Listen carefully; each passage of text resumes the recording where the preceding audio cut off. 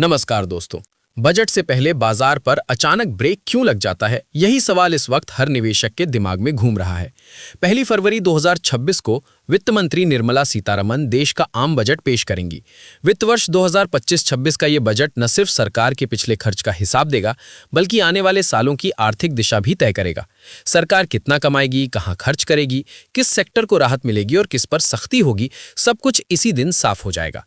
लेकिन जैसे जैसे बजट का दिन नजदीक आता है, शेयर बाजार में बेचैनी बढ़ने लगती है और निवेशक सतर्क हो जाते हैं। अब सवाल यह है कि क्या यह सिर्फ डर है या इसके पीछे ठोस आंकड़े छुपे हैं। अगर हम 2010 से 2022 तक का डेटा देखें तो साफ तस्वीर सामने आती है। बजट से पहले के दिनों में बाजार अक्सर दबाव में रहता है। इसकी सबसे बड़ी वजह होती है नीतियों में बदलाव का डर। टैक्स स्ट्रक्चर बदलेगा या नहीं, सब्सिडी मिलेगी या कटेगी, कैपिटल गेन टैक्स बढ़ेगा या घटेगा, इन्हीं सवालों के बीच निवेशक रिस्क लेने से बचते हैं।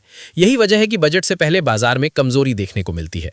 आंकड़े बताते हैं कि बजट वाले दिन शेयर बाजार में औसतन करीब 2.65% का इंट्राडे उतार चढ़ाव देखने को मिलता है, यानी दिन भर में तेज ऊपर नीचे की चाल।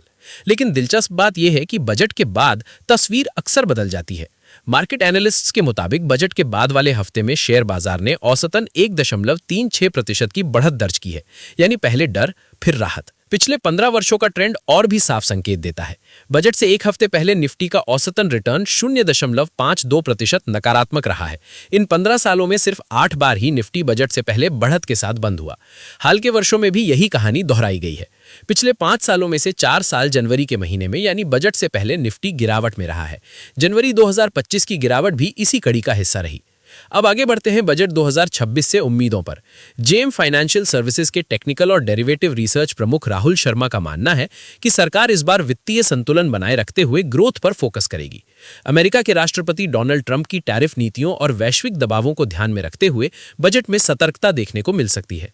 सेक्टर की बात करें तो इंफ्रास्ट्रक्चर, डिफेंस और रेलवे पर खास नजर रहेगी। विशेषज्ञों का मानना है कि कैपेक्स यानी पूंजीगत खर्च बढ़ाकर सरकार अर्थव्यवस्था को बाहरी झटकों से बचाने की कोशिश कर सकती है। डिफेंस बजट में भी बढ़ोतरी की उम्मीद है। उद्योग जगत चाहता है कि MSME, manufacturing, green energy, artificial intelligence और निर्यात को मजबूत करने के लिए ठोस कदम उठाए जाएं।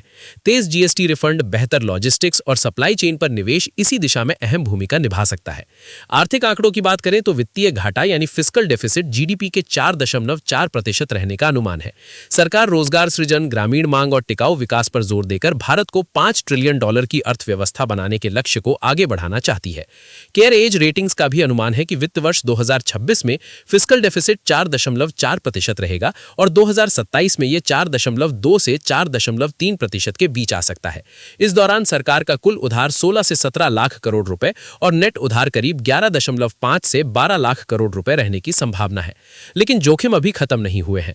बजट वाले दिन बाजार में तेज उतार चढ़ाव रह सकता है। अगर बजट उम्मीदों पर खरा नहीं उतरा या वित्तीय लक्ष्य बिगड़ते नजर आए तो बिकवाली तेज हो सकती है। इसका असर ब्याज दरों, लिक्विडिटी और निवेशक भरोसे पर पड़ेगा। इसके अलावा भू राजनीतिक तनाव, रुपए में कमजोरी, वैश्विक व्यापार में रुकावट और देश के भीतर नीतियों के लागू होने में देरी भी बाजार की चाल बिगाड़ सकती है। विशेषज्ञ इस बात को लेकर भी सतर्क कर रहे हैं कि ऊंची वैल्यूएशन, एफआईआई की लगातार बिकवाली और एआई से जुड़ा संभावित बबल निफ्टी की 29,000 के स्तर की रैली में रुकावट बन सकते हैं। निवेशकों को सलाह दी जा रही है कि बजट के बाद स्थिति साफ होने तक कुछ नकद पैसा हाथ में रखें और डिफेंस तथा सरकारी बैंकों जैसे चुनिंदा सेक्टर पर ही फोकस करें। तो साफ है कि बजट से पहले बाजार का ब्रेक डर की वजह से नहीं, बल्कि आंकड़ों और अनुभव की वजह से लगता है। बजट के दिन के बाद ही स्थिति पूरी तरह साफ होती है। आप इस बजट से बाजार को लेकर क्या उम्मीद रखते हैं? अपनी राय कमेंट में जरूर बताइए। वीडियो पसंद आया हो तो लाइक करें, ज्यादा से ज्यादा शेयर करें और ऐसी ही बजट और बाजार से जुड़ी हर बड़ी खबर के लिए चैनल को सब्सक्राइब जरूर करें।